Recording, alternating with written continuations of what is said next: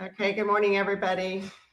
Thanks to everyone who's logging on or attending, and if not, and you're watching this on video after the meeting, we appreciate all owners who stay abreast of the HOA business matters.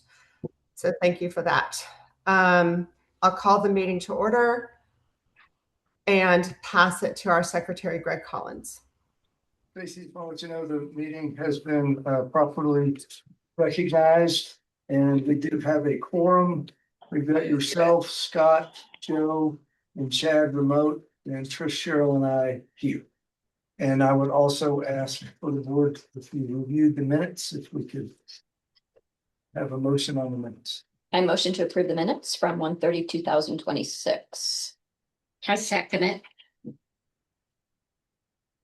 Stacy? All in favor? Yep. Thank you, Stacy. All right. Okay, the minutes are approved. Thank you.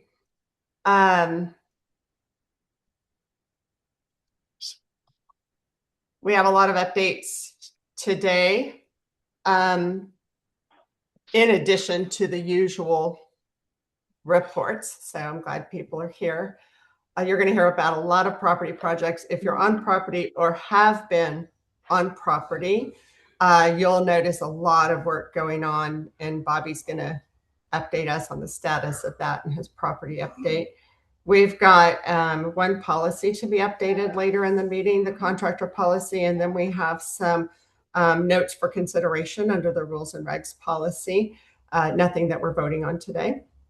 And we're going to have some follow-up discussion on where we are with the short-term rentals.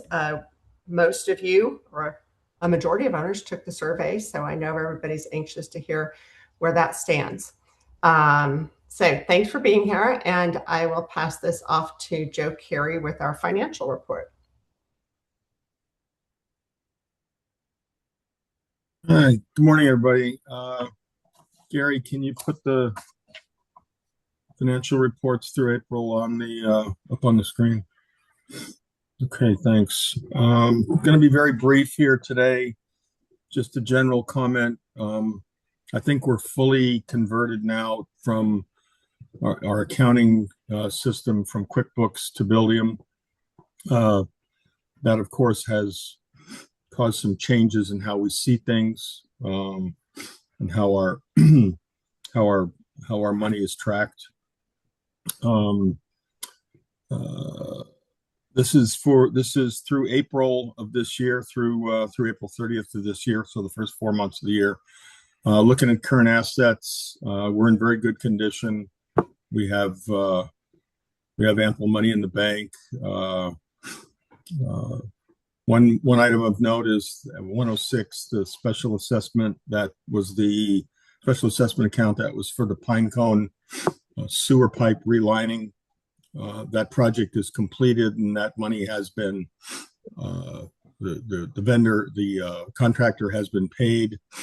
Of course, that happened after April 30th.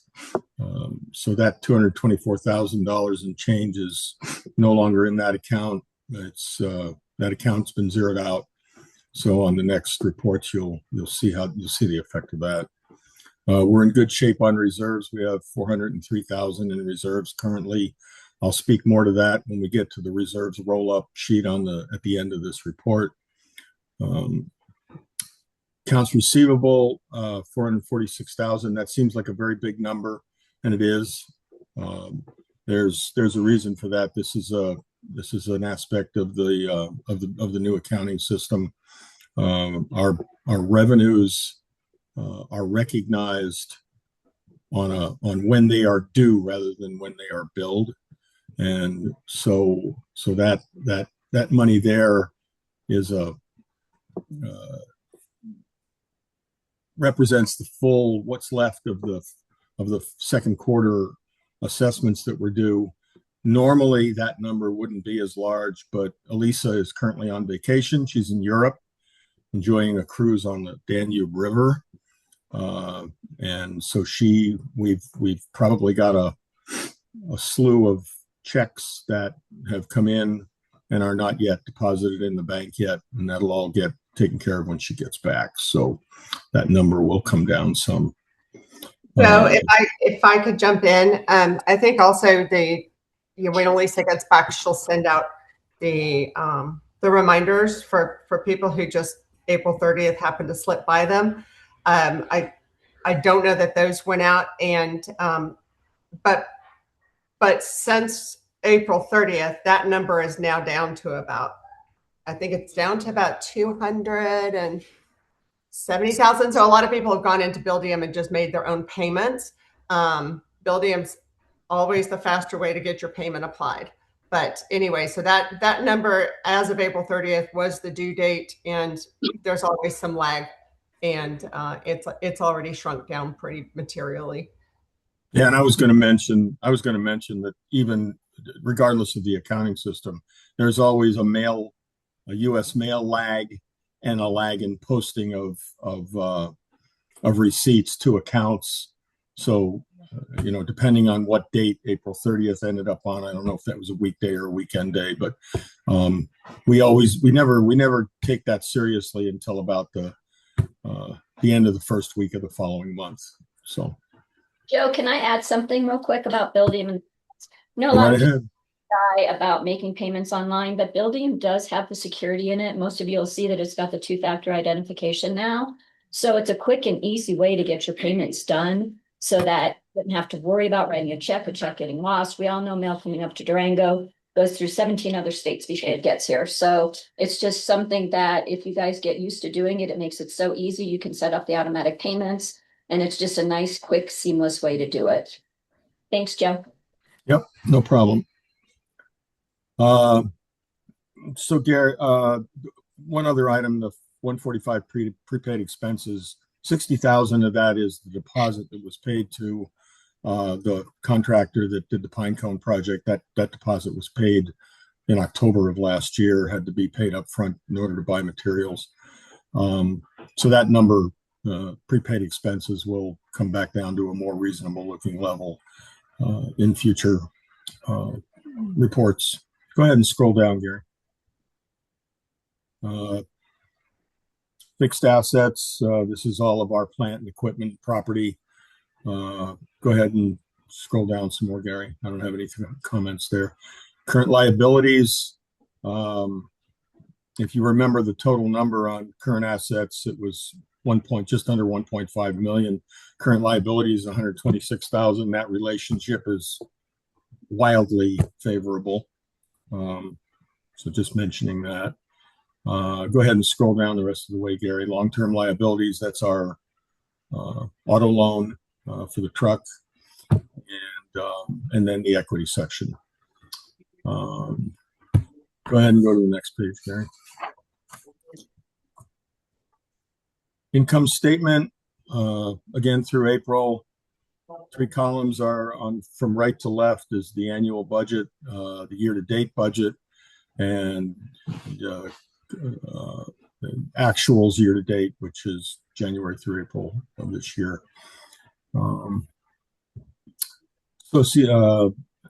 You'll notice that the association income has an extra line there, 400.4, which is the Pinecone special assessment, an unbudgeted amount that was collected from the Pinecone owners.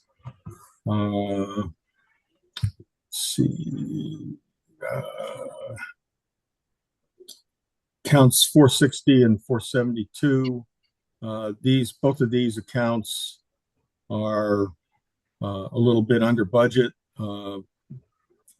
Probably attributed mostly to slower rentals due to a slower ski season this year due to lack of snow. And then if you come down to the total income, it looks like it's favorable to budget. That's mostly because of that extra money that was collected due to the Pinecone project, Pinecone plumbing project. The number without that in the total income column there, year to date should be 1.96 million. So it's actually slightly unfavorable to budget.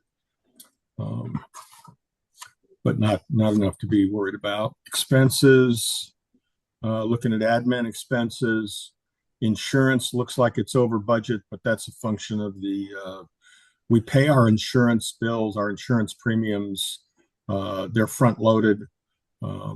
So we pay more in the beginning part of the year, and then toward the last 2 months of the year, that all evens out.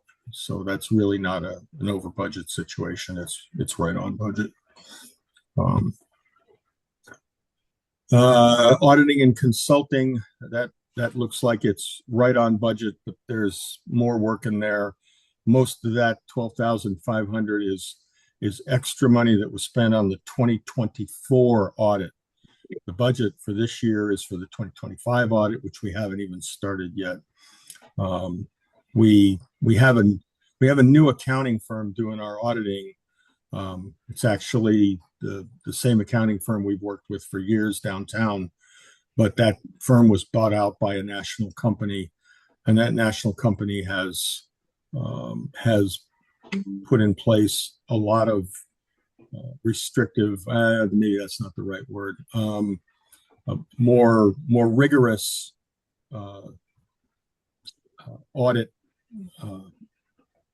auditing processes that look a lot closer and ask for more proof of what we've done, backup information, and that's been a chore for mostly for Elisa and Stacy and then myself in catching all that up and getting the audit done for 2024, so we can begin to start the audit for 2025. So that budget of 12,000 for 25 is definitely going to be low. So we're going to be overrunning this budget by a significant amount as we get towards the end of the year. The annual meeting, you'll see that's a negative number. That's due to contributions that have been made towards our annual meeting, mostly through newsletter ads by local businesses. So we've got some cushion up front for when we get into our annual meeting expenses later this year. Go ahead and scroll down, Larry, or Gary, not Larry. Okay, stop there. Okay, so 538, you'll notice that's a zero. After we budgeted, we thinking through things, money that's contributed to reserves is not actually an expense because it's just moved from one account to another internally. So this number is going to stay like that, and you'll see the actual contributions to reserves on the reserves roll up when we look at that towards the end of this presentation. Property taxes are higher. I think probably everybody who has looked at their own personal property tax bill for their units has seen it go up by leaps and bounds. I know I did. So that's a reflection of the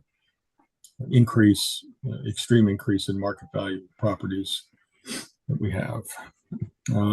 So looking at total administrative expense, it's unfavorable to budget, but that's mostly due to the insurance, front loading of the insurance payments. So that's normal. Go ahead and scroll down, Gary.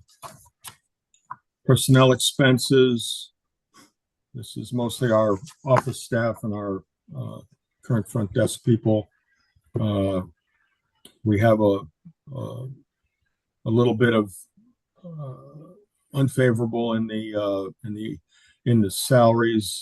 This is mostly due to a front desk employee that was terminated, and that employee had a large number of accrued PTO, about $8,000 worth that we had to pay him when he left. So that's the reason for that. That looking like it is. Otherwise, it's pretty good shape. Operations expense. Looking at snow removal, 616. Again, we got another year where We budgeted what we thought was a normal snow year, and we didn't get one. So we're way under budget for snow removal. Good news, bad news there. Go ahead and scroll slowly down, Gary. I don't have any more comments until we get down towards the bottom of this group. If anybody sees anything that looks out of line, hold questions until the end and we'll come back to them. Count 674, daily operations is a little bit over budget. I had hoped to ask Bobby about that, but I didn't get a chance to. I don't want to put him on the spot. But is Bobby in the room? Yeah. Yeah. You got any comment on why that's over budget, Bobby? And don't feel pressured because I forgot to ask you about it. I'll look into it and get back. Yeah, that'll be good. Fine. Thanks. Do that. If you go down to fire mitigation, 676, this is another one of those budget lines that's heavily front loaded. We do most of this work in the spring before the fire season starts. So that's a reflection of that. And then if you look down at the total operations expense, which is almost 100% right on budget, amazing. And I want to throw a kudo out to Bobby and his staff because this is a particular budget item that we've been trying for a couple of years to get control over, and it looks like we're on the right track because it's right on. It's right on. Of course, the snow removal being under and the fire mitigation being over kind of offset each other. Go ahead and scroll down, Gary.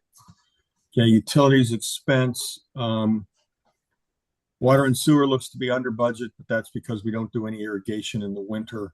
That'll catch up. And then electricity also looks to be over budget. And the reason for that is we spend a lot more on electricity in the winter months with our heating systems in the lodge and our plumbing heat tapes under the buildings in the outlying areas. So again, we turn those heaters off in the summertime, and that'll even out again as well.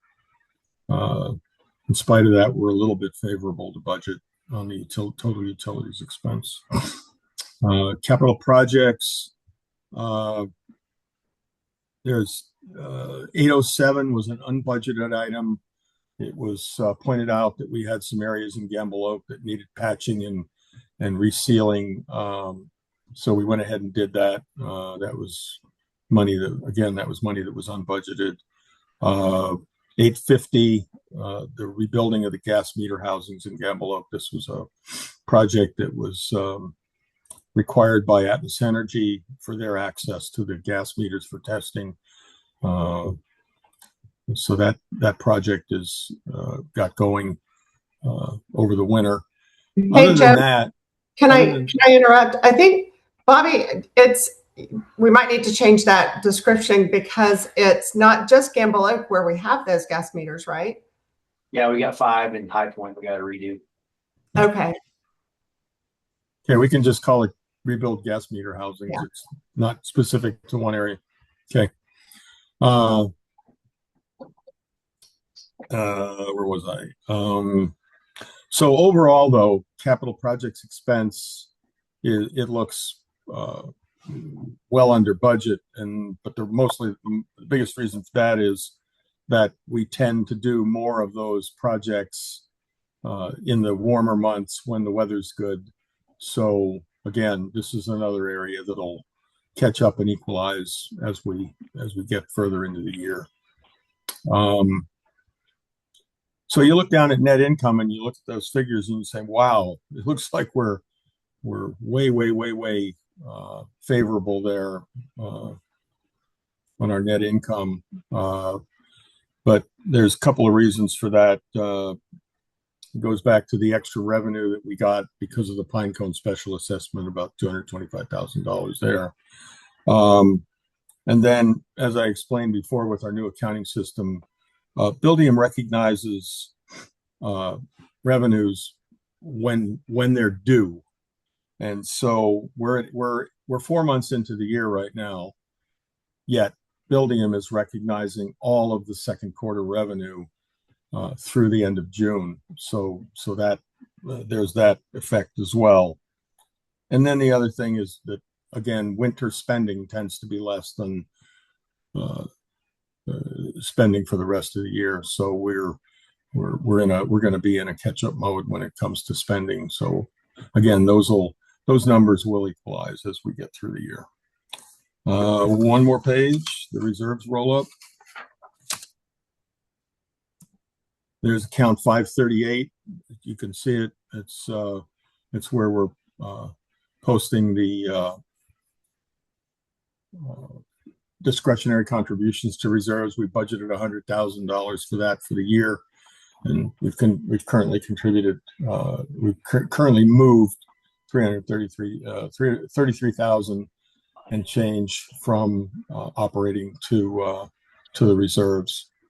The next section down is the 3 income areas that we have for reserves.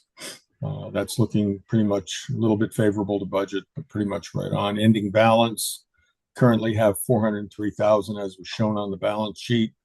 We're budgeted for 448,000 total by the end of the year, but we're going to do better than that. We're going to end up with about with closer to 500,000 in reserves by the end of the year.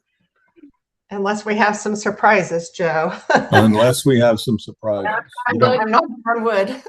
You don't know what you don't know. That's the financial report. If anybody's got any questions, fire away. Hearing no questions, I pass it back to the president. Thank you. Okay. Thank you, Joe. Appreciate all that. Okay, we've had a slight change to the agenda. I was asked to move the unfinished business topic of short-term rentals up because somebody was going to possibly have to drop off the meeting. So I'm going to insert that now ahead of our normal business reports. Thank you, everyone who participated in the survey. We had more than 200 units participate. Some of those are owned by, one person might own more than one unit. So, but we got survey responses. I think our final number was 203 or 205, which is great. I don't know that Tamarron in its history has had that much response. So this is definitely a hot topic, which we knew. The survey results, as well as the background and emission statement for the short-term committee meeting, will all be posted to Buildium later today. So owners can find them there. I know everybody's interested. I have the authority to form an ad hoc committee, but because this is such a big topic for Tamarron and its owners, I really want the committee to be established by vote by the entire board. So I'm going to read the mission statement and then I'll make a motion for the board. Greg, I will send you the mission statement and I will send you the wording for the motion in case you're frantically trying to keep up. I see that Greg has stepped away. Is he in the room? Yeah, he stepped out. Stacy, I'll let him know that when he comes back. Okay. I'll go ahead and read the mission statement because Greg has read it. The board's reviewed this.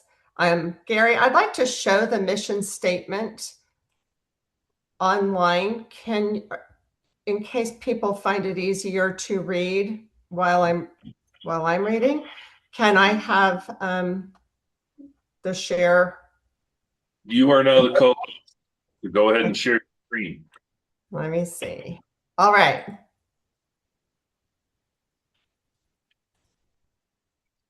Can everybody see the mission statement? Yes, we do. I'm sorry, I can't hear. We can see it. If you can enlarge it, that would be helpful. Yeah, enlarge it if you can. How's that? More. Okay, let's see. That? Is it still too small? That's better if you can enlarge it some more. I mean, now it's off of my screen. It's so enlarged. Like it's There you go. Right there is good. okay. Perfect. The Tamarron Short-Term Rental Committee is tasked with evaluating the significant increase in short-term rental activity at Tamarron, identifying the primary sources of community concern, and recommending fair, effective remedies that preserve the benefits of short-term rentals while protecting the residential community character and long-term value of Tamarron. The committee will focus on the following key areas: balancing the financial rewards and shared expenses of short-term rentals between owners who rent and those who do not, strengthening owner accountability for the behavior of their guests, increasing property manager accountability for guest screening, orientation, and compliance, ensuring all guests understand and adhere to Tamarron Association rules and community standards, using our software to track violations, identifying patterns and frequency of incidents committed by renters, educating all owners and staff on the importance of data collection in Buildium, identifying strategies to attract guests who value and respect Tamarron's residential atmosphere while reducing transient hotel-style stays, exploring opportunities to better leverage Tamarron's distinctive assets, including its connection to the Glacier Golf Course and proximity to Purgatory, recommending practical ways to reduce negative impacts on property values, maintenance costs, insurance rates, and overall owner enjoyment. The committee will present its findings and recommendations to the board for conclusion. Again, that will be shared in Buildium, and I'll be giving Greg Collins a copy. Gary, I've stopped presenting. Thank you. And now, let me get my screen back. Everything's so giant on my end. I have a motion for the board.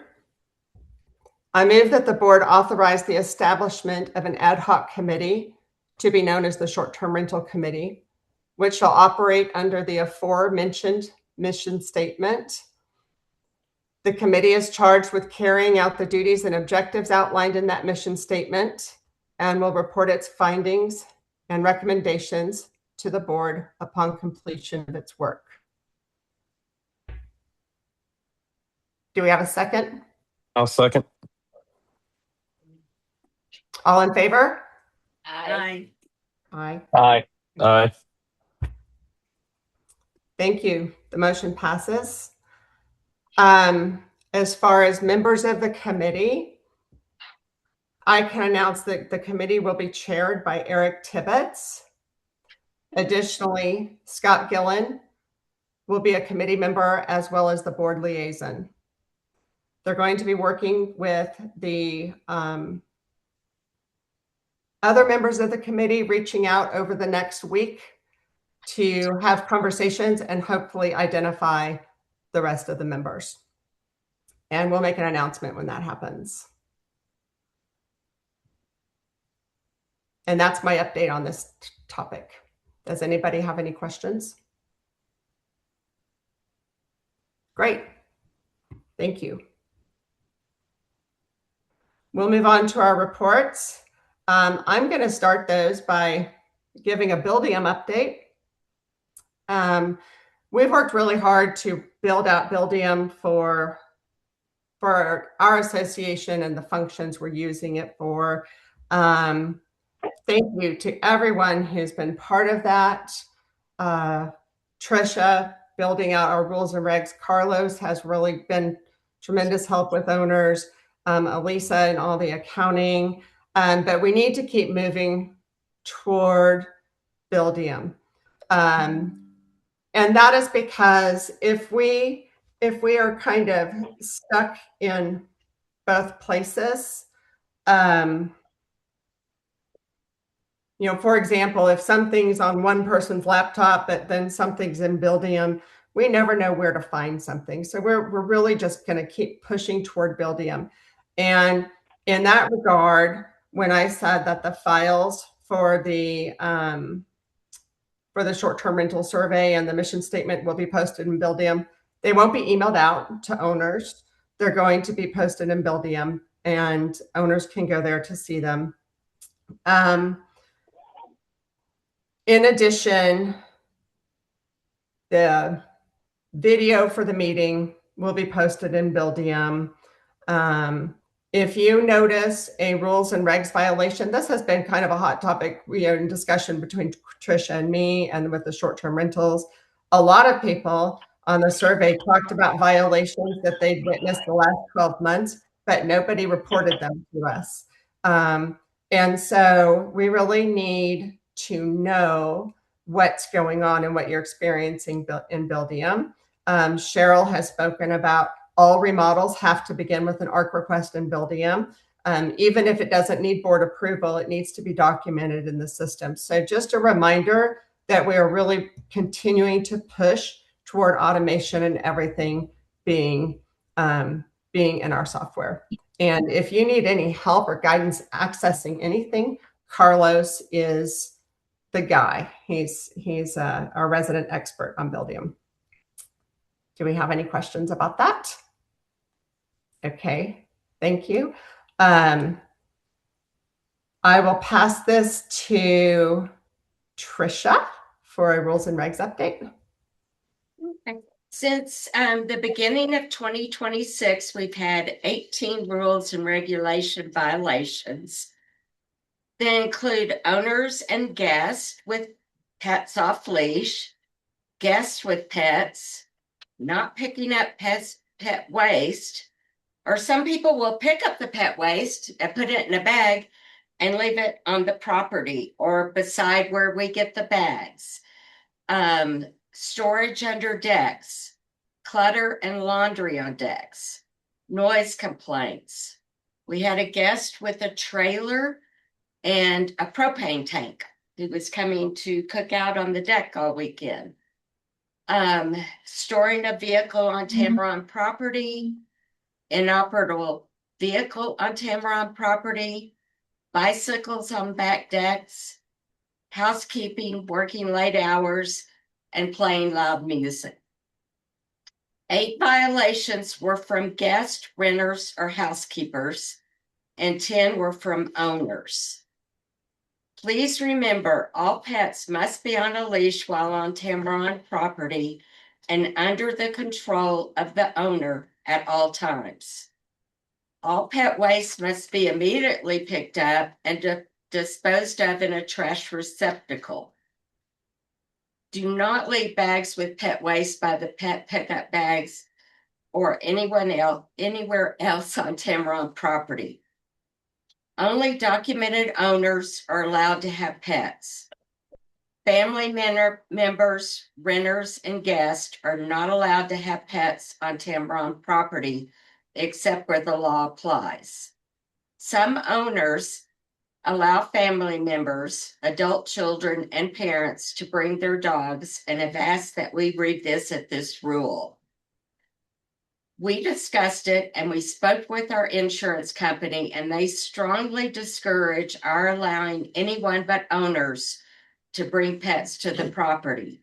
So we will not be changing this rule, and the prohibition applies to all guests, whether it's family or a third party. No storage of any kind is allowed under decks or units, and clutter is not permitted on any decks. Owners, guests, renters, housekeepers are expected to be considerate of neighboring residents and keep noise to a minimum. Due to the age and construction of building, sound travels easily between units and common areas. Excessive noise that disturbs the comfort and quiet enjoyment of others is not permitted. And that's all I have for right You want to discuss these things now, or do you want to do it later? now. I'll defer it to Stacy. And thank you, Tricia, for that update. And later on in the meeting, we'll talk about some of the changes being considered based on our experience. And I'm sorry, somebody said something Richard Gibson. and you wanted to discuss. These rules and regulations and the false accusations on one of them. Okay, there is an enforcement policy that outlines the appropriate actions for that. And I suggest you start there. You can also reach out to me. If you want to get on a board meeting agenda to have a broader discussion, we can do that too, but there's notice period that must be given. So I suggest that you start with me and with Tricia as the chair of the committee. What's your say? And I also recommend that you read our enforcement policy because there is an appeal process, but the board meeting is not an appropriate time to bring that up. So you're saying that we talk to Tricia about our concerns and then she will talk to you, or she has. You could talk to me too. But we have a process for appealing a rules and regs violation, and the board meeting is not the appropriate process for that. So And if you would like to discuss rules and regs in general and some comments on them in a meeting format, you can ask to be put on the next agenda and we will allow you to do that. Well, that's not going to work because we have one problem that is paramount, which needs to be fixed. So you Okay, I suggest that you read our enforcement document and you contact me. The board meeting is not the appropriate place to do that. contact you by phone, by email. How do we contact? You can send me an email to start the discussion with your concerns, but we also have a document that outlines your appeals process, and we will be following that. So where is this? Out of respect for everyone's time and also out of respect for our established policies for getting on the meeting agenda, that's where you need to start. You're welcome to contact me and we'll work on it. Meeting, you're not willing to discuss major problems. There says down here, new business. Because yes, but you have not requested to be on the agenda, and we have a meeting policy for that. We will gladly put you on the agenda, but you have to give us 10 days notice. So when is the next meeting? A month from now? The next meeting is in September, but I'd be happy to talk to you between now and that time about your concerns. Who is on property that we can talk to? Is it Tricia who's aware of it? She's on property. I'll be on property next week. I'll be on property next week. But we have a process for appealing and we have a process for meetings. All owners follow those processes. And this is just out of respect for everybody's time at the meeting today. And Stacy, can I add, a lot of these processes have been in place and they were put in place when the board was originally formed. And there is definitely a reason for it. It's not, we are updating things that need to be updated, but some things are important to keep. Thanks, Stacy. Yeah. Okay. Thank you, Tricia. Property report, Bobby Sherman. Thanks, Stacy. This year's been busy, spring and summer since seemed like summer arrived in March for us, around 80 degrees back then. We've been busy cleaning up the property, picking up leaves, picking up debris, and working on sprinkler systems. We got all the new HydroWise boxes installed, and they are close to completion on upgrading the AP internet boxes at those locations for better operations through the year. April came and went in the blur, but projects. Big Cat Plumbing was on property for almost 4 weeks, working on the sewer lining project in that area.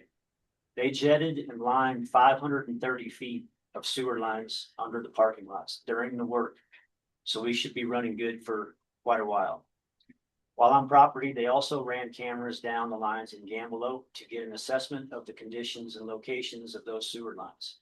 Verdict is they are basically the same condition as Pinecone and look just like you would expect 50-year-old cast to look like. They do feel that we can line those sewer lines next April timeframe, which will be a good time because fewer people are on property. Big Cat told me when they were here that they've never seen cast iron lines as bad as ours survive as long as they have. Hey, Bobby, I can argue with that one. Yeah, they contribute a lot of that to probably the rocky backfilling, so nothing's collapsed, and I'm hoping that's the case. Durango Sorry, Electric. let me just update the board, jump in here, Bobby. Joe and I will be meeting, and Bobby with Big Cat next week to look at the proposed cost for Gamble Oak, the timing and amount of a deposit up front. And so more information will be forthcoming. Yep. Durango Electric started work in Gamble in April on the new fire upgrade system for this year on property. They excavated between the buildings to run conduit for their new fire panel communications from building to building. They will be going to Pinecone probably next week to excavate ditches between the buildings there to install the conduit for that portion in that area. During their work, they obviously hit many sprinkler lines, so the guys have been busy repairing those so we can get the sprinklers back online. Once lines are repaired and ditches are backfilled, we can work on watering the areas and reseeding them also. Once again, this year, I've also been working with Corey and Glacier and Alex from Wildfire Adaptive for our grant process to get some reimbursement on all of our fire mitigation work on property this year. This year, we did quite a bit of work up at High Point and some work in Pinecone. We started the work early this year because their application deadline for completion was May 30th. We were completed in April, so I hope to see $10,000 to $12,000 on our grant reimbursement this year. Also, once again, in conjunction with Glacier and Rockwood, we will have our first Firewise drill on Wednesday, June 3rd with Rob Farino and La Plata County Emergency Services to help owners prepare for fire season. Once again, we are working with Glacier on fire mitigation tactics if we need them. They have a water truck once again this year ready for us and them. If any of us need it, we all go to help. Also, at the beginning of April, I worked with Jason at Fox Valley Fire to get an inventory on sprinkler head replacement project in the lodge. This will focus on the 3rd, 4th, and 5th floors this year, along with any sprinkler heads in the common areas of those floors.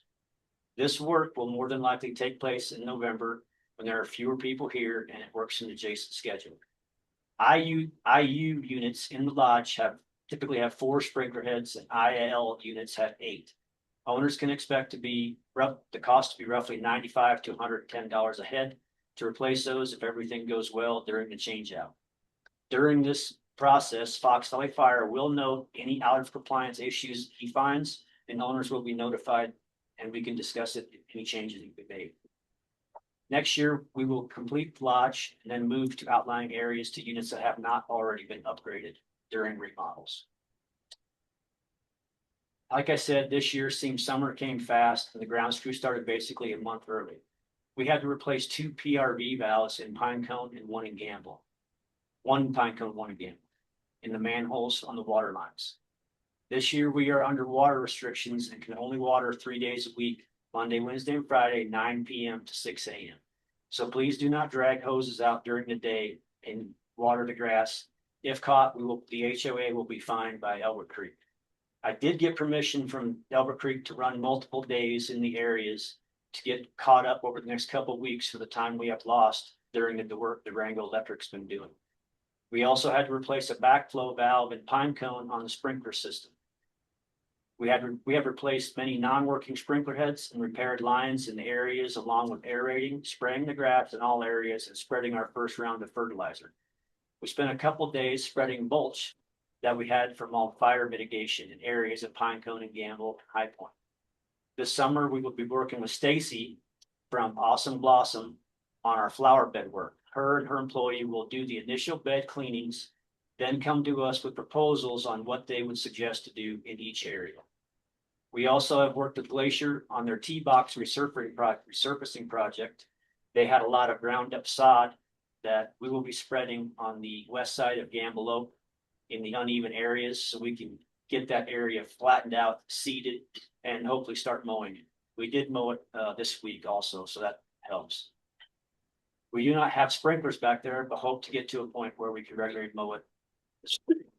I've been working on getting prices from vendors on our trash service. There's a company called Republic who has competitive pricing and comparable services.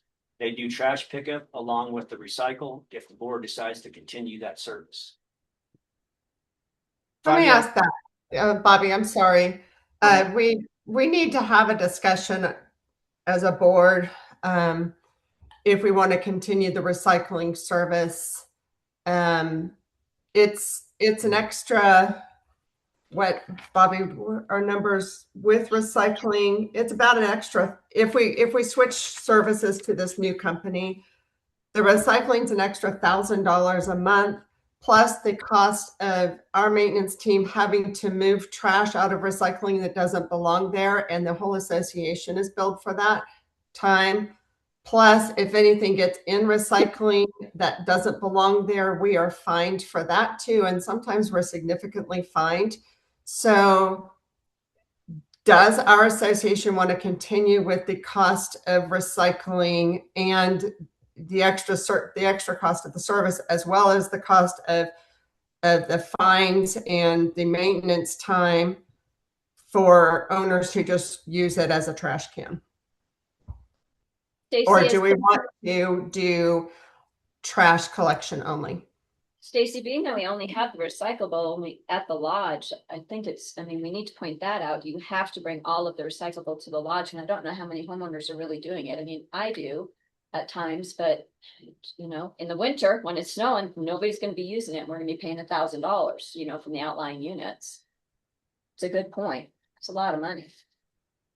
It is a lot of money, and just the time to know that our maintenance guys are having to go through it and sift through, and put trash in the right place, and then some sneaks through and we get fined for it.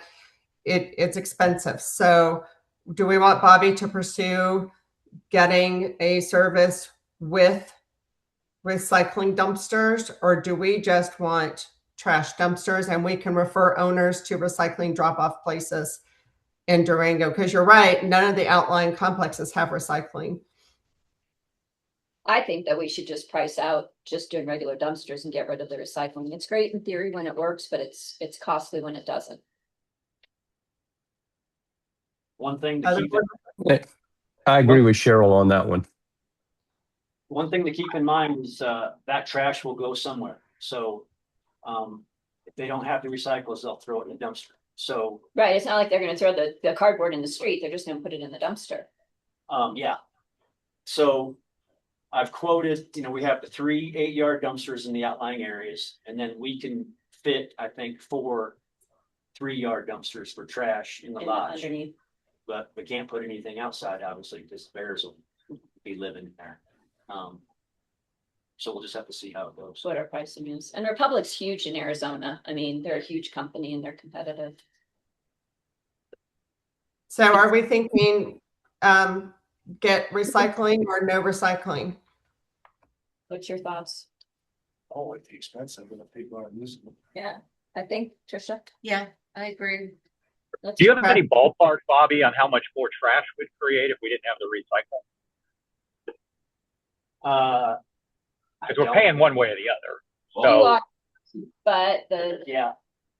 but the volume should remain. That's what I'm saying. The volume would probably remain the same. But the cost of maintenance going through the dumpster and the fines will stop, Scott. That's what's catching us in the butt, is that we're paying 3 times for having a recycling dumpster. Because we pay for the load, we pay for them having to go through the load to make sure there's no crap in there, and then we're having to pay if they miss it and there's crap in there that they're having to pull out. And that gets costly. So Bobby, would that recycling dumpster just be a trash dumpster then? One additional trash dumpster? Is that what you're saying? Yeah. Okay. And if we have to dump it one extra time a week, I think you're still money ahead. Yeah. Okay, yeah, Bobby, why don't we move forward with, unless I hear any objections with the trash quotes from Republic. If we get rid of the recycling, and add a dumpster in the lodge for trash, your costs are gonna be about half of what you pay Waste Management. That's awesome. Yeah. I like that price, even not knowing what the cost is. Yeah. And we'll give our notice to Waste Management. Our contract requires notice within a certain period. And I think that's mid-June, mid to late June is the beginning of that notice period. And I think Bobby and Gary probably have that on their calendars, right? Yep. Yep. Okay. Um, Go ahead, Bobby. No, you're good. I was gonna say, any other questions for me? Yeah. Hey, Bobby. You mentioned that the fire sprinklers be done in the fall this year for the 3rd and the 5th floors in the lodge, and then the balance of the lodge next year. What's the logic behind splitting that up? Is it just the volume of the work? That and Jason's schedule. Okay. We'll do the 3rd, 4th, and 5th floor this year. Oh, 3rd, 4th, and 5th. Okay. Okay. That makes more sense. I was wondering why I thought I heard you say 3rd and 5th. Okay. Yep. And as a reminder, we're going to, the association out of reserves will pay for the common area sprinkler heads because a lot of owners have paid to update their own sprinkler heads, and it wouldn't be equitable then for the association to pay for other people's. Also, the sprinkler heads are within the walls of the unit. So if your sprinkler heads need replacing, they haven't been updated, that will be an assessment. Bobby, I'm sorry, did you already say the estimated number of heads for the lodge units? Yeah, IL units have 8 sprinkler heads and IUs have 4. Okay. How do you determine, Bobby, which units need replacement and which ones don't? I mean, do we have records of that? I mean, there could have been an owner who replaced their heads 10 years ago when they did a remodel and then sold the unit. And how would the new owner know whether or not the heads were going to be replaced or not? Joe, you can clearly tell Jason will be able to tell. My heads, when he came in, I was going to change a head. He ended up changing all my heads because they were failing. You can tell by looking at the actual sprinkler head on Okay. approximation, whether it's failing, whether it's new. Okay. Not whether it was failing or not, but whether it's ended its life cycle. You can tell a 25-year-old head from a 10-year-old head. Definitely can. And you can tell one that was put in 2 years ago. Definitely you can start seeing the wear on them. Okay. That are painted over are going to have to be replaced. Even if they put in a brand new sprinkler head last year, if they had a painter in that did their ceiling and the painter painted over their heads, those have to be replaced. Those are non-functioning heads now. Okay. Did the heads have dates on them? They have serial Yes. numbers on them, so you're able to backtrack through that way. Yeah, they do have dates or numbers on them. Okay. And Bobby and I talked about this because some people have remodeled and maybe put tongue and groove over their sprinkler heads. To Cheryl's point, how to paint or spray it. If any heads are found to be out of compliance, the owner will be notified and the work will be mandatory. The sprinkler head system is it's something that has to be in compliance and updated. It's a big project for us. Thank you to Bobby and our sprinkler company for continuing to work on it. It's not a fast one; it's a long haul. So thank you guys. Another question: how many sprinkler heads? How many common area sprinkler heads are there in the lodge? Property wide, there are. No, just in the lodge, just in the lodge. Oh, property wide, there's 414, so I'm gonna say there's 380, probably, 380 in the lodge. probably, roughly. Okay, No, sorry, 288. Got it written down. 288. All right. Okay. Okay, at about $100 a pop. Yes, sir. And that will those all be done this year, or will they be split up over 2 years as well? Third, fourth, and fifth floor common areas will be done this year. Okay, all right, got it. Any other questions? Nope. Thanks, Bobby. Finally, I wanted to talk about angle stop project that we've worked on the first of this year. During our annual PMs, we inspected all angle stop shutoff valves in units for functionality. In units that we had PMs in. We had roughly 40 units out of the 90 units that signed up for the PMs have us replace them under their sinks and vanities. The best time to inspect these is when we do our PMs. It gives us a chance to inspect all of them in each unit. If not, owners can sign up for an inspection and replacement if they choose. More to come on that. Also, BHP will offer bi-weekly, and monthly unit inspections for owners if you choose when you're not here. Over the last year, we have had 2 to 3 instances when someone has either left the water on in a faucet, whether it be an owner or a cleaner. Also, we have issues with running toilets, continually running. When Big Cat was here, they got a hold of me because one of the manholes had water running in it for like a week. And they said the water hasn't shut off. And when I looked into it, there was only one person staying in that building. Turns out there was a toilet running for I don't know how long. The flapper valve had failed. The downstairs toilet was, all the water was evaporated, and the upstairs toilet was just running water for I don't know how long. So we got in there and fixed that. But over the last year, we've had a couple of those instances. This wastes an enormous amount of water, and if owners had to bear that cost themselves, it would be very expensive. So we will go into units and if you request and do inspections to make sure stuff like that's not going on. Security, electrical, appliances, plumbing, in general. Stovepipe being left on. Yeah, which we find. Yeah, I know. That's why I'm bringing it up there. I mean, that takes down everybody around us if that catches on fire. That's all I have, Stacy. Thanks, Bobby. About the property checks,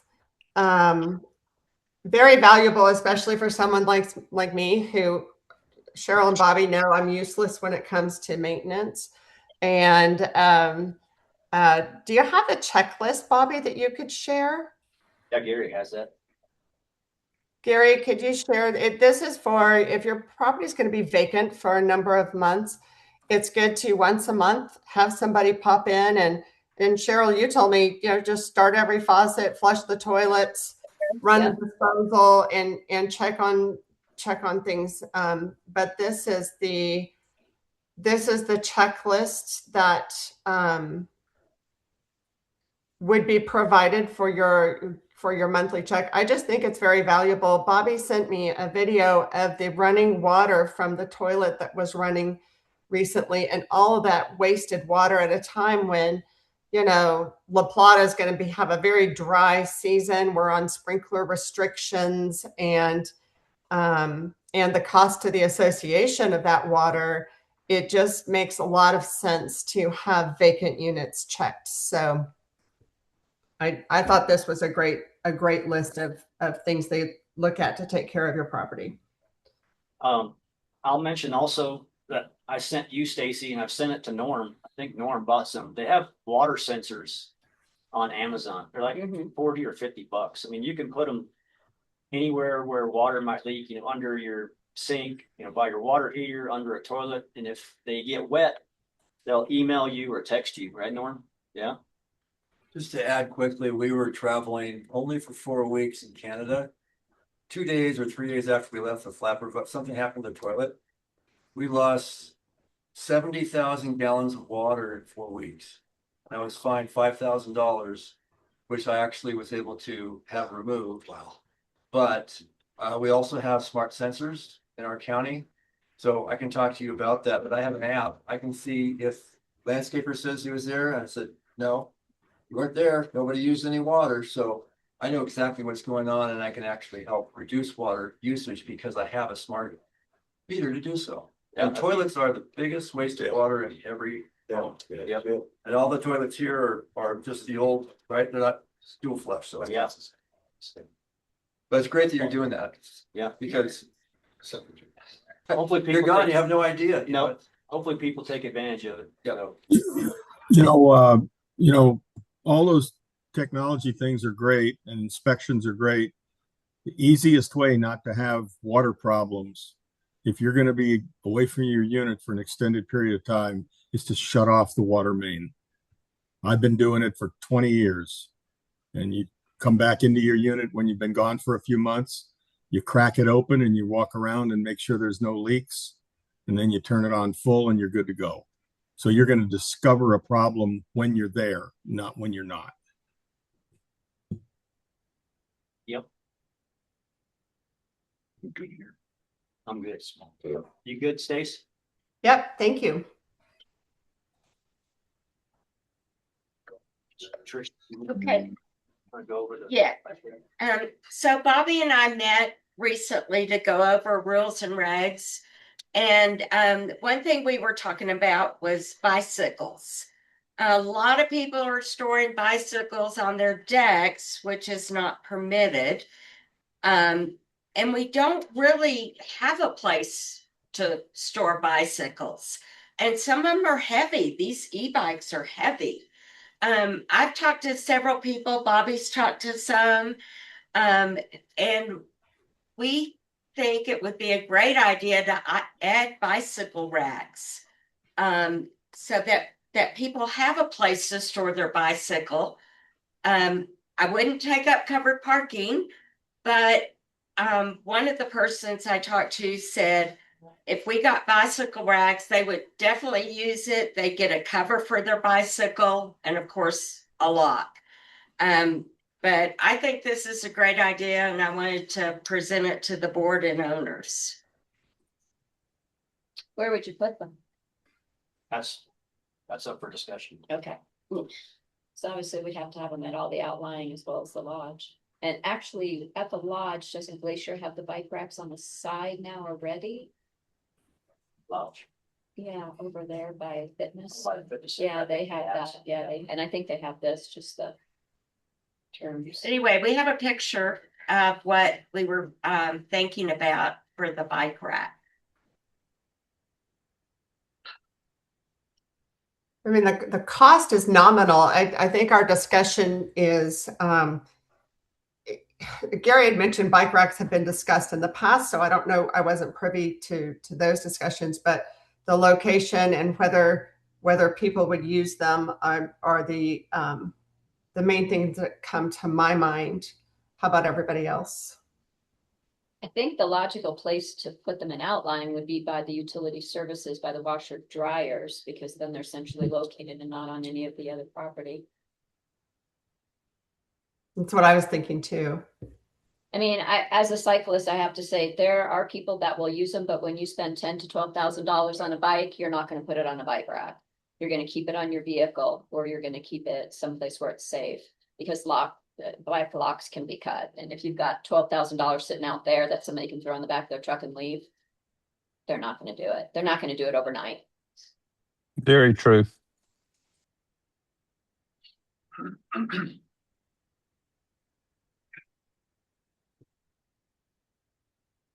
What does everybody think? Scott, Greg, Chad? I don't have a bike, so I can't personally weigh in on this. Well, I mean, it makes great sense from I mean, in theory, it seems good, put a bike rack, but thanks to Cheryl's point, you put a bike rack, if I've got a 4,000, 5,000, I mean, I know they're not cheap. I'm not going to leave it out there overnight locked up when all it takes is a snip in the back of the truck and it's going. So no, I mean, I mean, it's like I said, it's great in theory, but I would not support putting them out because I don't know how much they would be used. Yeah, my concern is just, and again, I don't know that people would do this there, but you go around a college campus, walk around Austin, those damn bikes sit there for months It's true too. and end up looking like crap. More than anything, I think it was just an option for owners, you know, I get it. You spend a bunch of money on a bike like that, I wouldn't put it there either, but, you're gonna have an issue with bikes on property. Yeah, there's no place to store bikes. And you can't expect an elderly person to, I mean, haul a bicycle up the spiral steps and store it in their unit every day either. Well, Bobby, let me argue this one, as I have cyclist friends who are between 70 and 85. And if they can't lug their bike up the steps, then they damn well better not be coming up the road on the 550 to go race Silverton this weekend. Yeah, well. And that's who's here. Mhm. Is there any place inside that you could put a rack like at the lodge where somebody could lock it up in there? The only thing I'm thinking is the trash area, but I mean, well, you don't have to see them all the time. You've got, I mean, if we don't do recycling, you're gonna have that area right there that's empty. You could put 2 or 3 bike racks in there. We have the camera, but aren't we gonna put another can there? You're not No. gonna put a can there? I mean, No. we could explore that, put them there and there's a camera there. Camera there. So at least then we can say we have secured bike at the lodge, but that would mean outlying areas would have to. We have another comment. John, He kind of went where I was He did going it. with it is like if you did something like where the recycle or I don't know if there's any capacity to do it in like where the storage units are. Because of that, I know there's not a ton of room down there necessarily, but I don't, there were unused spots. And I mean, when I was living in Denver, we had inside and it was more of a wall unit where you could just hang it up and you could fit more and it was secured. But obviously we don't want to spend thousands upon thousands of dollars to do that, but just a thought. And Bobby, what about all the way at the end of the lodge where I think we have a couple of tables and chairs. Oh, that covered area. That covered area, yeah. Yeah, we have a Wouldn't camera there as interfere with well. any dumpsters or anything like that. Yeah. There's a lot of bikes in storage. If you go walk around downstairs, there's a lot of bikes that are. but they're paying for that. Yeah, but there are. But we've got people who come up as renters. I mean, like Iron Horses this weekend. We've got people on property with bikes on the back of their bike or on the back of their vehicle. Because we have Iron Horse this weekend. So, I mean, we've got Seb, this is a huge, it's only gonna get bigger with bicycles and cycling because Purgatory is making it a cycling destination. So, I mean, it'd be great if we could come up with something.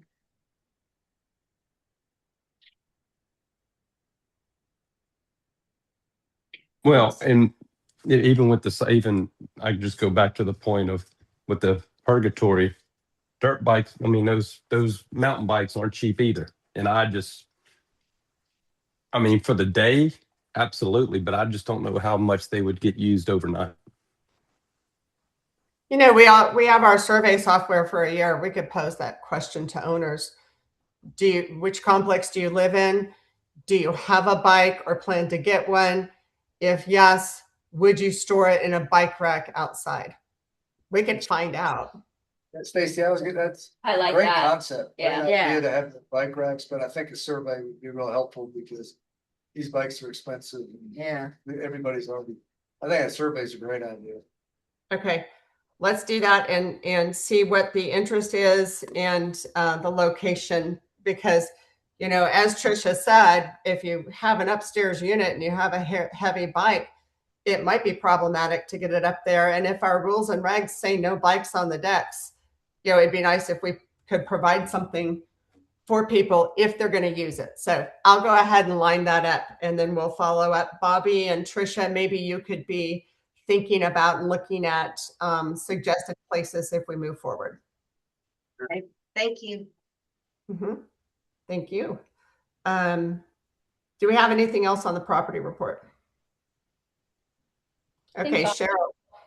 Okay, Gary, can I share? I've got a board discussion that I.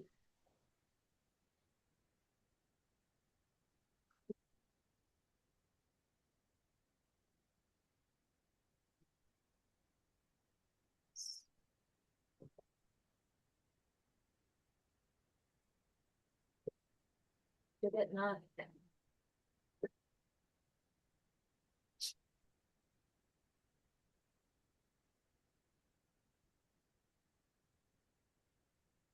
So this was presented to me by Chris and Ellen at the lodge. They have 501, and they're aware that we're not able to use the Ring doorbells in the inner hallways, but they asked if we could do a Wi-Fi battery operated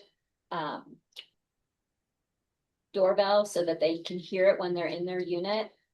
This one is out of stock, but something of this nature where it would be a wireless battery that would be on the outside of the lodge unit. We'd have to figure out where we would put it. And it would just drill into the siding of the doorway, and it would be something so that they'd be alerted if they had visitors. So they're asking that I propose this to the board to see what the board says about putting the non-camera doorbells. That would all be uniform. We'd have to select one that was in stock, and that would be uniform that owners could put on. So I'm asking the board what their thoughts are on this.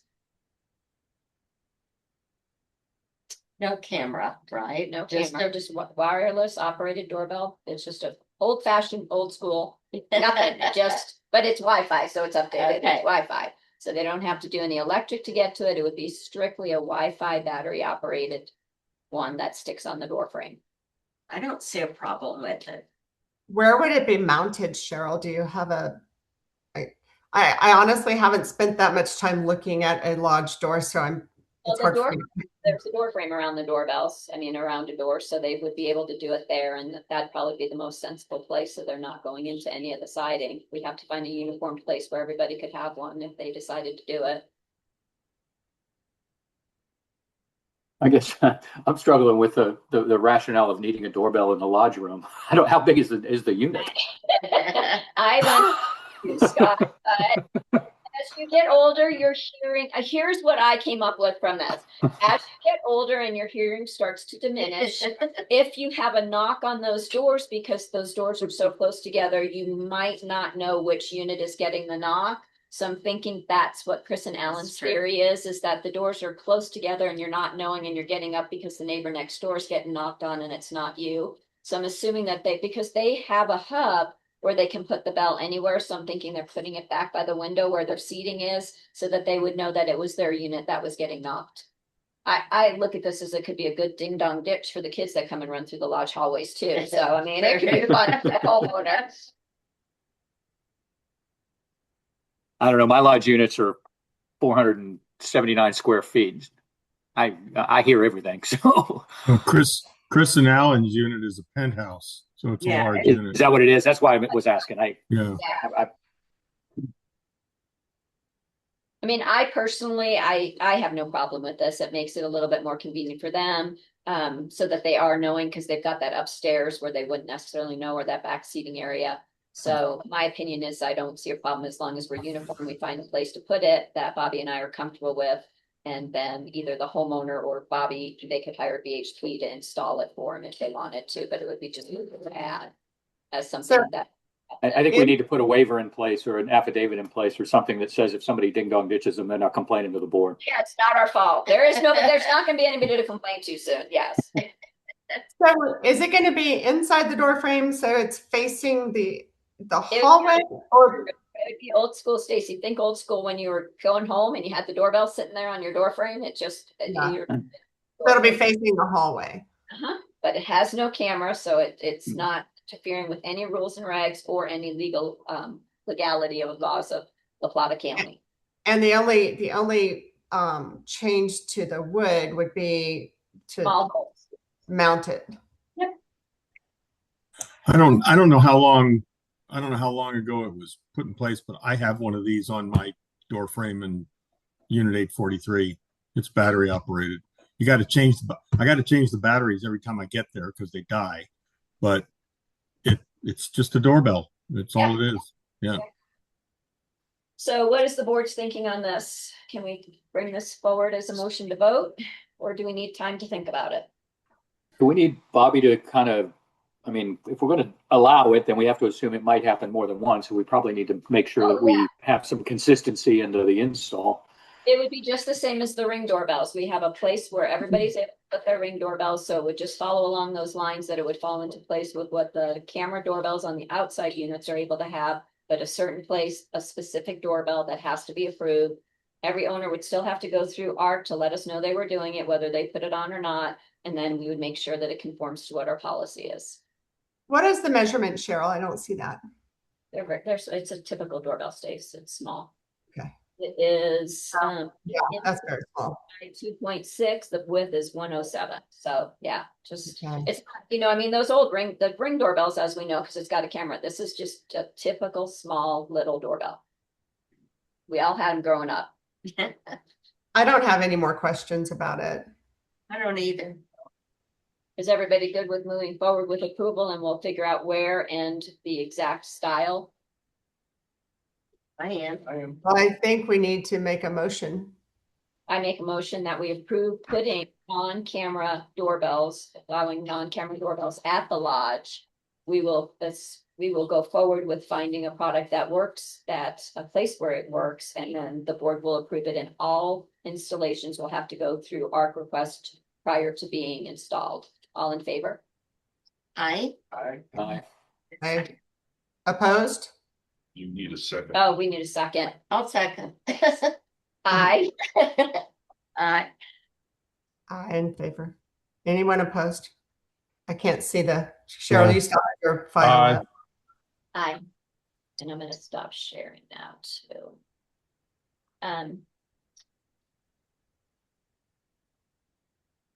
Okay, I didn't see anybody opposed, so I think that passes. And we're going to work on a rewrite of our ARC policy where we're allowing certain things that we've recently, like the Ring doorbells, but that's coming. and then I still have some more things to go over with architectural review. I just want to make sure that everybody is aware that the things that we're approving and we're making a streamlined process. The only reason we're asking for you guys to do an ARC request in Buildium is so that we can keep track of all of the updates that are going on. It not only helps the boards so that we know what's going on property, but it will help future owners so that we can keep track and we have everything in Buildium so that we can maintain records on updates to flooring, tile, plumbing, anything that you're doing that is just a simple update to your place. If it goes through Buildium, we have records so that it helps us and future homeowners on where our property stands, because we're at the point where just about everybody is having to update their unit, and it is a necessity for future owners so that they know what's been done, what's not, what old cast is still in the building that hasn't been replaced. This is all important. This goes as far as the fogged windows too. I know before everybody was emailing Gary when they had fogged windows. The fogged window policy has changed, and all fogged window requests must go through Buildium and come as a request to myself and Bobby. Bobby and I are then inspecting them, and we have a list of the people in order of importance and our budgetary restrictions on who can get replaced. This year, we've replaced quite a few fogged windows. We have a little bit of budget left. Bobby and I are going to visit some units that are a priority, and we will probably be out of our money for this year, but that people will be put back on for 2027 going forward on getting those fogged windows done. Anybody who has sold a unit to a new owner, if the previous owner put the fogged window request in, that was for the previous owner. It's not for the current owner. If you're a current owner and your person said, oh yeah, I made a fogged window request a couple of years ago, you need to put in a new ARC request because you have been taken off of that. I have updated the entire sheet to only new owners. I went through all of the public records to make sure that any requests were to current owners. And I've updated that whole list and I put it in Buildium for the board so that you can see where we're at. I've got additions to what has been paid to Sunglass to add to my sheet, and then it'll be current for this week. And then Joe, I was going to coordinate with you and make sure that my math and your math were right with what's left in the budget for the fogged windows for 2026. The Buildium process, I think with the ARC request has been really a good process. Bobby and I get notified. We're able to email the owners. I don't know who's on that has done the request, but I've streamlined all of this so that when we get a request and I approve it, I send out an email not only to myself, with Stacy, with Bobby, Gary, Carlos, all on it, all the owners on it. I put in for the approval, all of the fees that you will be assessed. And just so you know, fees are assessed for any architectural things done through the board or through the HOA. And that is on your statement that Alyssa is filling out. And I put that all in a sheet so that you know when you'll be billed. It is the owner's responsibility to make sure that they tell us when they are done with their project so Bobby can do the final sign off and then you stop being billed, but everything is billed on your quarterly statements. And I'm spelling it all out so that everybody has a clear understanding of it. And I think it's made the ARC request process kind of seamless, and we haven't had any issues since we started implementing it, unless somebody tells me different that's doing one right now. I think that's it, unless anybody has any questions on ARC. Just mama. It's just me. Somebody's whispering. I don't know what they're saying. You're saying that my process isn't good. You're wrong. It's working.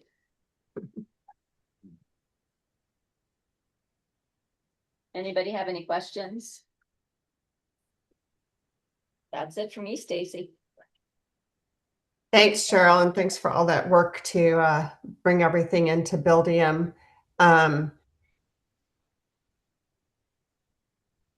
Okay, that concludes all of our regular business reports.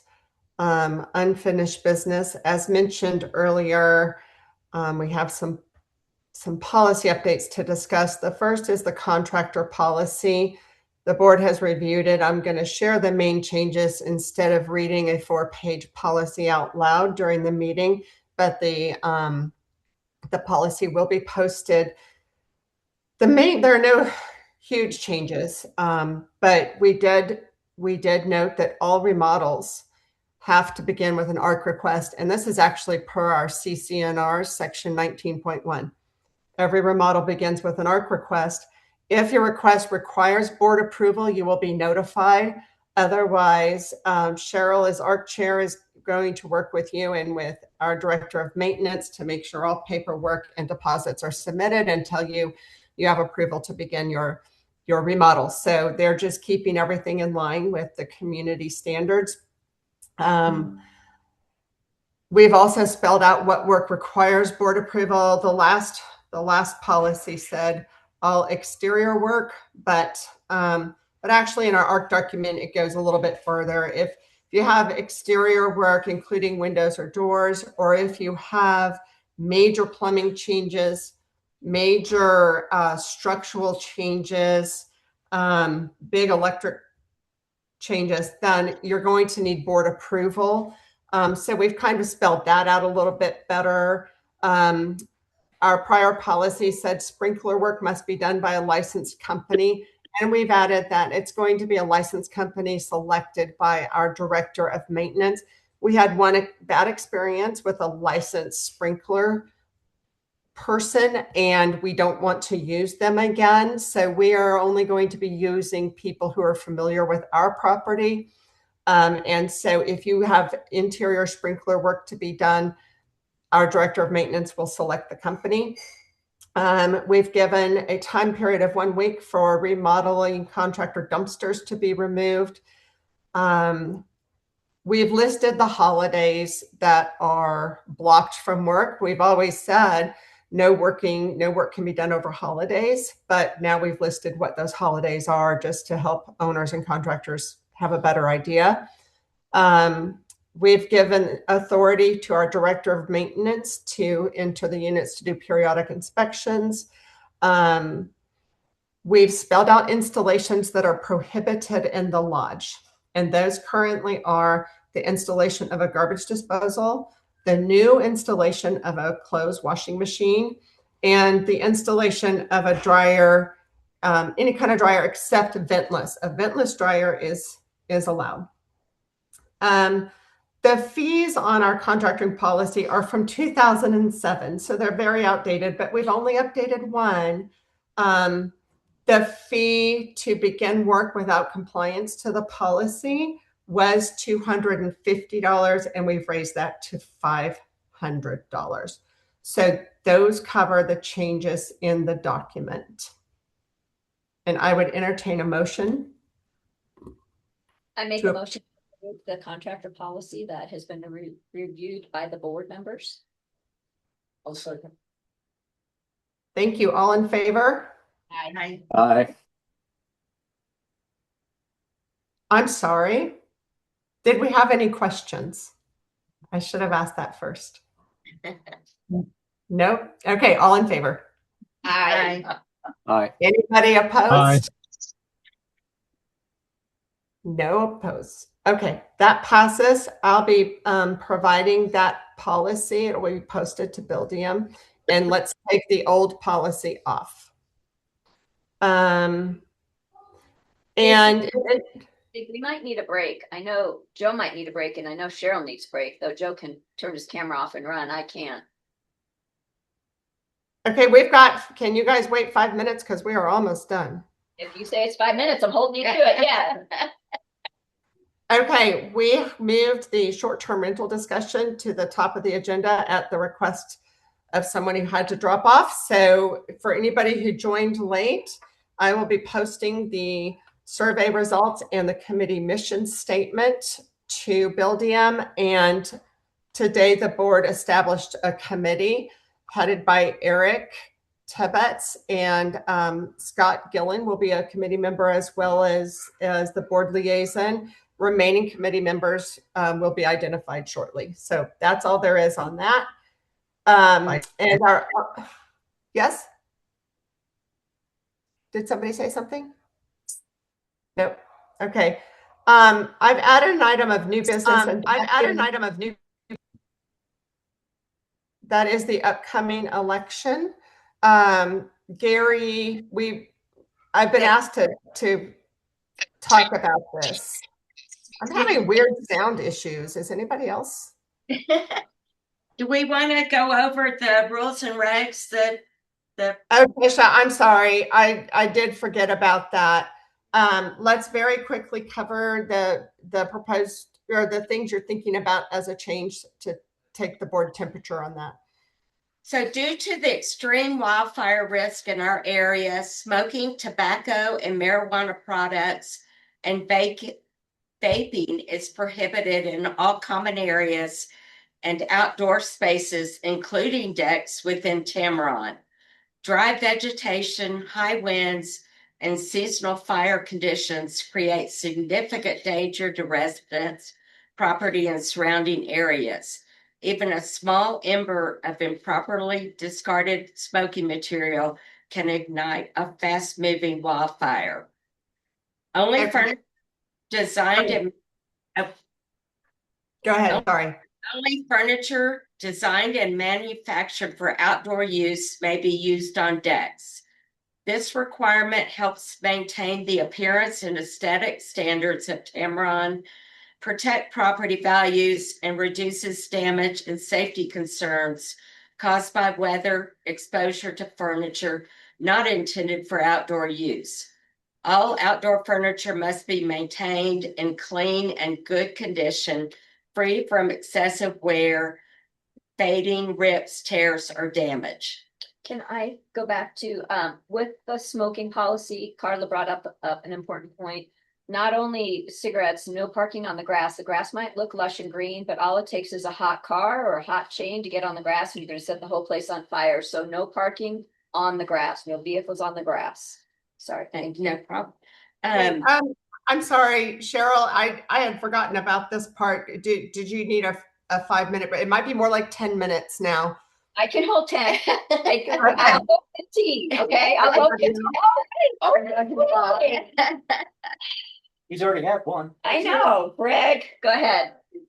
Sport vehicles such as golf carts, boats, snowmobiles, four-wheelers, and ATVs shall not be stored on Tamarron property due to limited parking availability, safety concerns, and the need to preserve appearance and residential character. This rule would apply to all owners, guests, and renters. Quiet hours will be established to promote a peaceful living environment for all owners and guests. Limiting excessive noise during the hours of 10 p.m. to 8 a.m.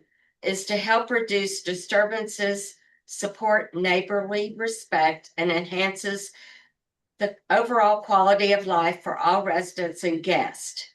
Due to multiple complaints regarding housekeeping, all housekeepers would have the same hours as contractors, which are 8 a.m. to 5 p.m. Tamboran requests all owners submit service requests, maintenance concerns, rule violations, complaints, and other community-related issues through our Buildium system. Using Buildium helps to ensure requests are properly documented, tracked, and addressed in a timely manner. Guests of Tamboran will need to contact their property manager for assistance. And I want to thank all the people that have helped us on this committee, Carla Hughes, Kathy Puglis, and Sue Carey. We've spent a number of hours going over rules and trying to redefine some of them, and some of them we're leaving the same. So I appreciate everyone's time and effort. Tricia, what you just read, are those rules that are in force or proposed? They're proposed. Proposed, okay.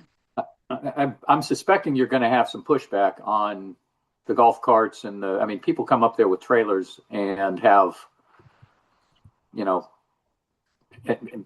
whatever you want to call them, you know, the sport utility vehicle, not the four-wheelers, that kind of thing on trailers. I find that hard to enforce. But we should be able to, they should be contacting us so that they use the large area parking. We don't have a problem with them being in the large Okay, as area. long as they have that option. That's not the way I interpreted the reading. That what our large area parking is one of the reasons That's for. what it's for, but because we don't have a front desk and there's no reason to be calling for guests to be calling the business office, We're not using that. every once in a while we get a call from an owner who will request a spot, and I'll say, yeah, pick one of these 3 spots. But guests aren't going to do that. Yeah, you got to remember that's one of the prime activities that people do during the summer is they come up there with their all-terrain stuff and go up through the mountains. So I don't think we can be that restrictive on it. I think this is going to actually end up in the lap of the short-term rental committee, because if owners can't find parking because of all the vehicles and the large vehicles that are there, that's going to fall under are the renters and guests bringing large vehicles and taking up too many parking spots. I only know of the lodge being full. I've never heard of the outlying complexes being full, but I've heard people having to park at the other end of their complex and unload their groceries. So this is going to be something I think that the committee can talk about, as well as the housekeeper rules. I actually am supportive of housekeepers from 8 to 5. There's noise, there's distraction, and sometimes they've been there cleaning as late as 8 o'clock at night, and the neighbors are below them like, why is this housekeeper cleaning at 8, 10 at night? And so there are a lot of comments to this on the survey, and I think we might see what happens. With the I don't have an issue with that. And when I'm talking about the four-wheelers and whatnot, I'm not just talking about renters. I mean, owners come up and bring them too. So I just think we need to be cognizant of that. Yeah, it's good. That's why I wanted to have a discussion. Scott, great point too. Hey, real quick though, what about the golfers? And what if you have your own golf cart, and I'm just hypothetically speaking though, same thing. Are you limited there if you don't have a vehicle and you just have a golf cart? Or maybe we count it as it's one car per owner, 2 max per unit.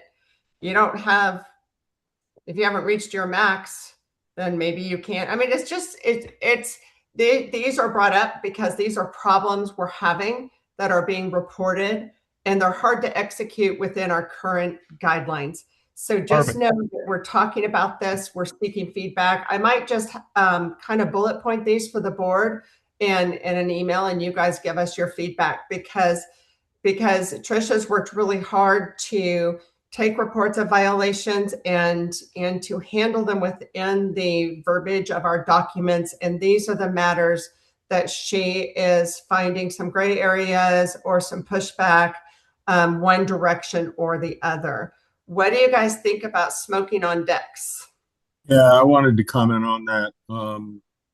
when Tricia read that, I can't quote, she said all common areas. Well, there is a smoking shed in the lodge at the north end of the parking lot. Are you going to eliminate that? No, that's with the exception of the smoking area, Joe. We just kind of mean, Well, okay. Well, let me finish. So what I'm thinking is, there is no smoking area in the outlying. The only place we have it is at the lodge. So what about people? I'm in no way an advocate for smokers, by the way, but I mean, you're going to have a hard time policing or enforcing people smoking on their back decks. I mean, that's their territory. They don't want to smoke inside their unit. Where are they going to go? So that's going to be problematic. Just saying. We'd have to move forward to exploring a smoke-free property. I would like that. We do get a lot of complaints from people who their neighbors are on the deck smoking marijuana or smoking cigarettes, and it comes in their window. So the neighbors have to close their windows and can't enjoy their deck because the smoker is creating odors.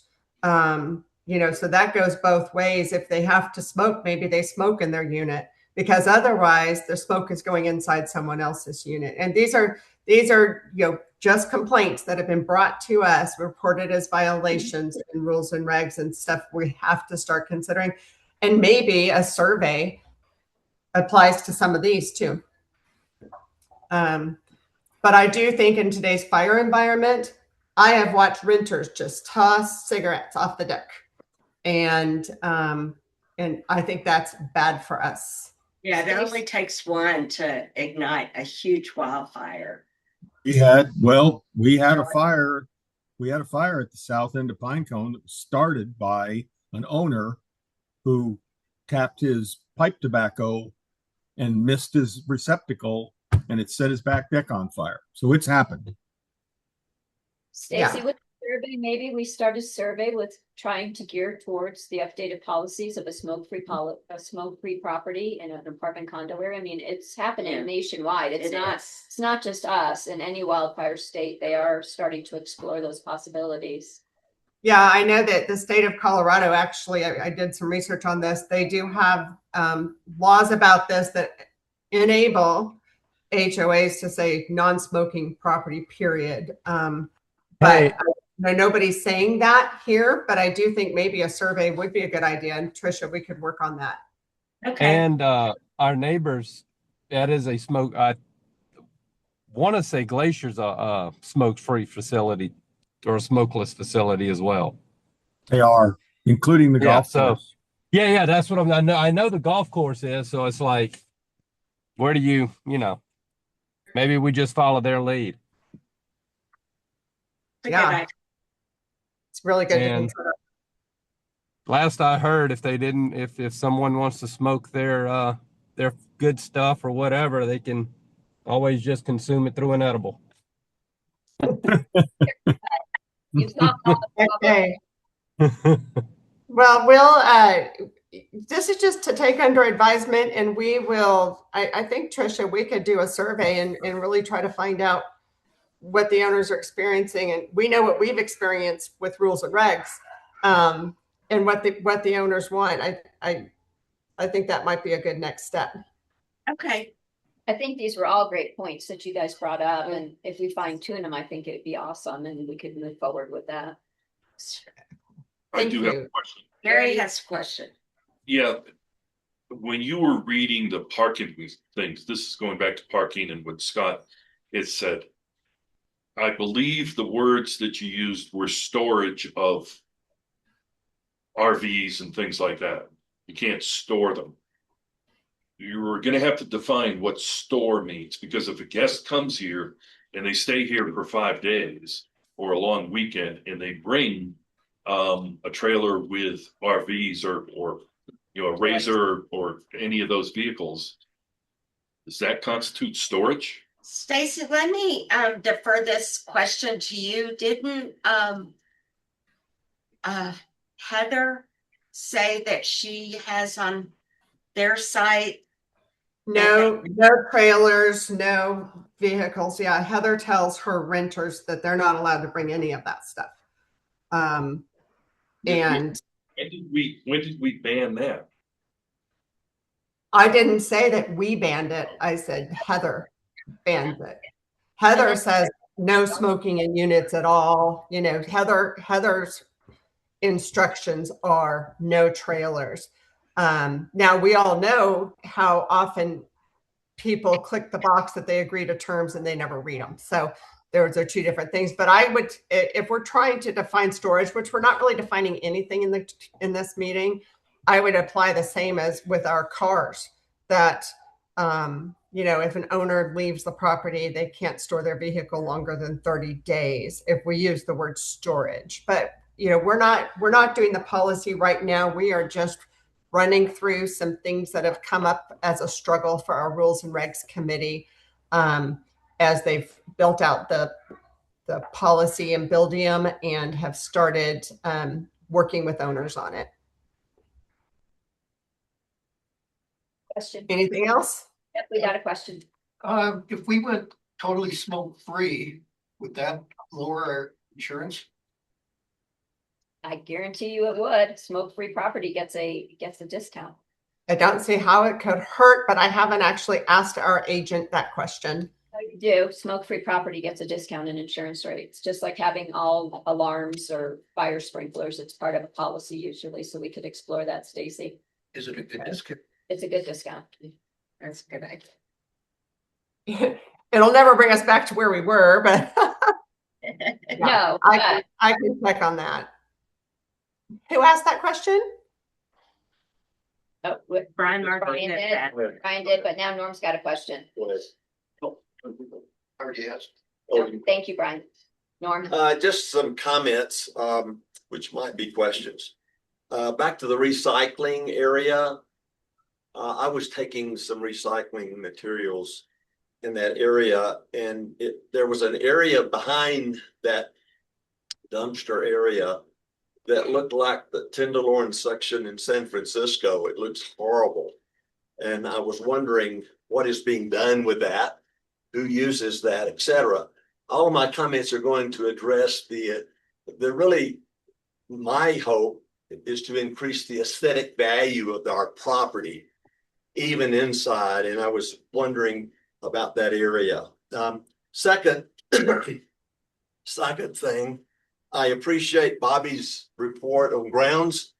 I noticed in the budget that that line item was not increased that much from last year. And I'd like to see a little more intentionality about how do we look better? How do we invest in our aesthetic value?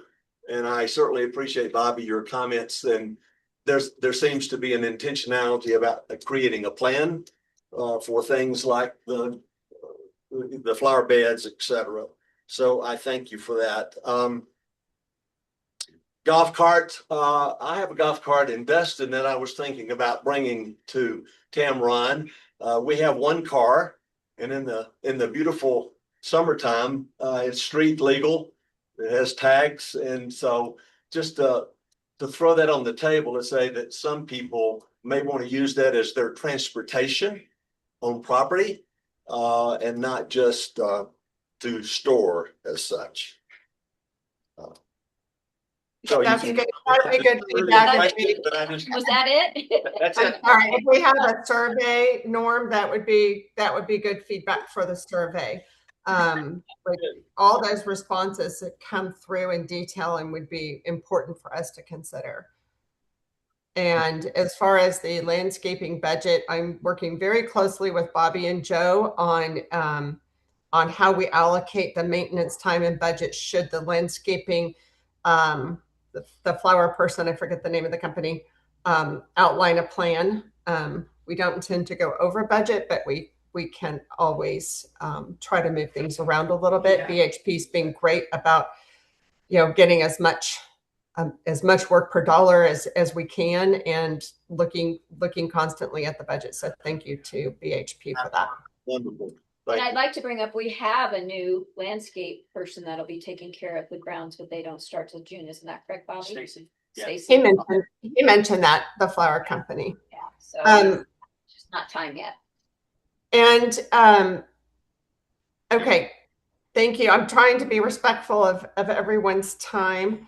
Gary, can you please, for us, and sorry to put you on the spot, give a brief outline of what to expect with the upcoming election and the timing?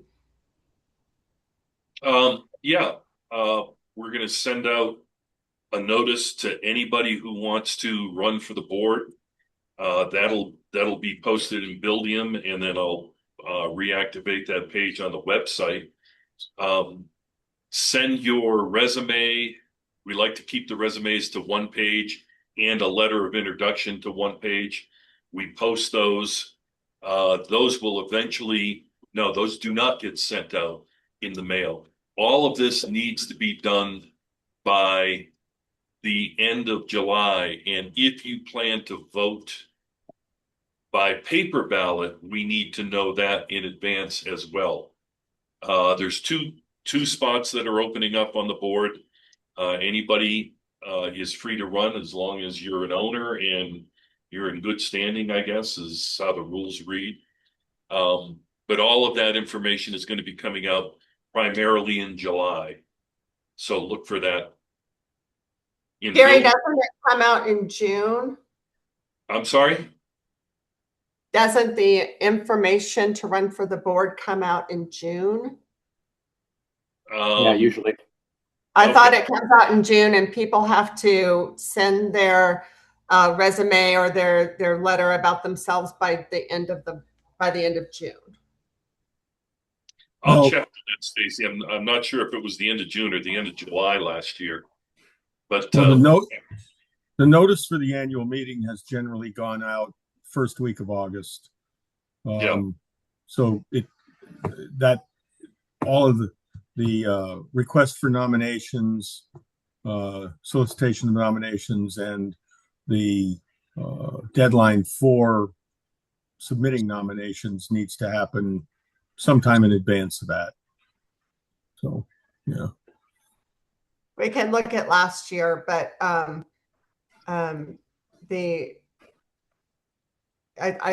believe it's June, and the end of June is the deadline. Sorry, I did not have this queued up. I should have. We'll look into that. All right, and that concludes all the work on our agenda plus some. So thank you everybody for sticking it out and for attending the meeting. I move that we adjourn. Hey, real quick, Stacy. The notification went out last year on June 6th. On June 6th. And thank you, Scott. And was the deadline the end of June? It seems, let me see here. I don't see a deadline in here. Yeah, June 27th, actually. Okay, probably last Friday in June. So I take it there was no new business? There's no new business. Just okay. All right. Stacy? Who said that? Bobby. Lisa texted Carlos this morning, and Carlos texted me, and I'm guessing she's correct. Joe, do you have a birthday today? Yes. Yes, he does. Thank Joe. Yes, I do. That's our new business. Happy birthday, Joe. Happy Thank birthday, you. Joe. Enjoy your day with the family. Yeah, we're going Have a out to good dinner. one, Joe. Going out to dinner All right. at a very expensive restaurant tonight. Where are you guys going, Joe? Bobby. Capitol Grill. Oh, enjoy. Yeah. I'd second in the motion to close, Stacy. Yeah, we have a motion on the floor. It's been seconded. All in favor to adjourn? Aye. Aye. Any opposed? All right. We're adjourned. Thanks, everybody. Bye, everyone. Because you know where I got to go. Yep. And then we can go look at